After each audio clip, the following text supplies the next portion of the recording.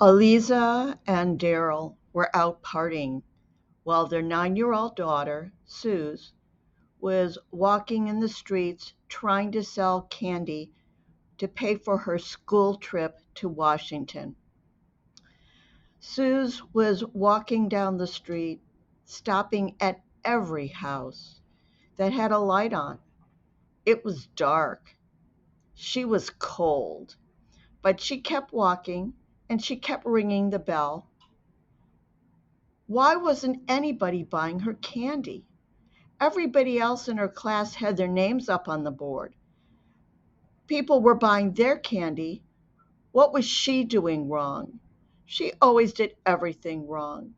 If she could only sell more candy, maybe her parents would be proud of her. What was she doing? Maybe she needed to speak more clearly. Maybe she needed to smile more. She just didn't know what to do. She'd reached the last house on the street. She was so tired, and so far, no one had bought her candy. Hardly anybody came to the door. She didn't know why. She rang the bell at least 3 or 4 times. Discouraged, she looked at the alley. It was really dark, but she knew if she went through it, on the other side was a street with bigger houses. Maybe these richer people, maybe they would buy her candy. Full of hope, Suze starts down the alley. It's really dark and kind of creepy, but she knows the way.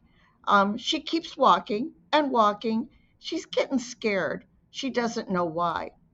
Suddenly, she hears the sound that somebody else is walking down the alley. She can't see who it is, the person's behind her. But she tries not to think about it. She just keeps her eyes fixed on the lights at the end of the alley, and she walks quicker.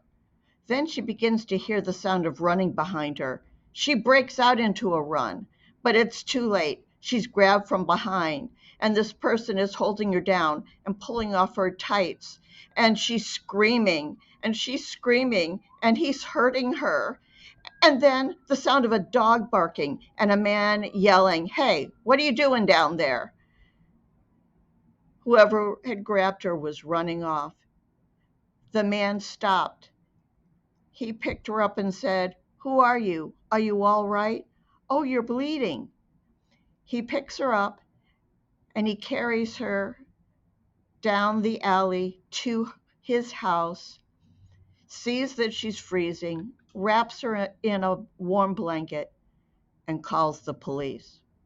Suze is crying on the floor, clutching the blanket, and then the police arrive.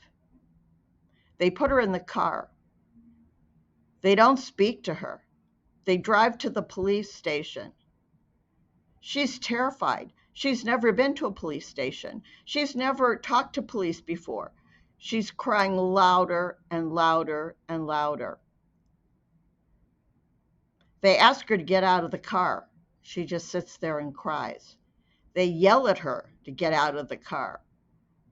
Finally, they grab her and pull her out of the car. And they drag her into their office and they sit her on a chair and then they look at her. And one guy says to her, "Who are you? What's your name?" And the other guy says, "Who are your parents? Why were you out so late? What was going on?" And then, "What happened? You need to tell us what happened. Do you think we can help you if you don't tell us what happened?" Suze is more and more terrified. She curls into a ball and sobs her heart out. Do you listen to this story and get mad? Who are you mad at? Whoever attacked Suze in the alley? The police who are yelling at her?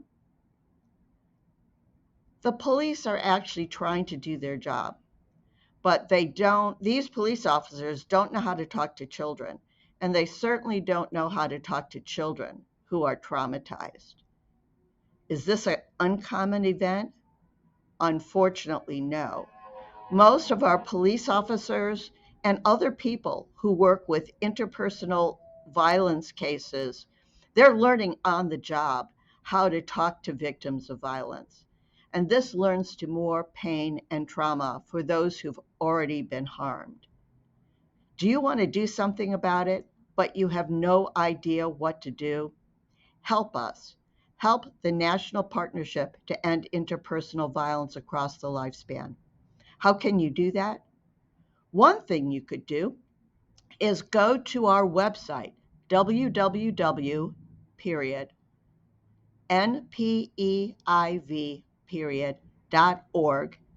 and click on the membership button and join the partnership. You don't have to know how to do anything. We will help you help end interpersonal violence. Do you feel hesitant to join, but you want to do something? If you use social media, spread our membership URL. Help us build a larger trauma-informed workplace.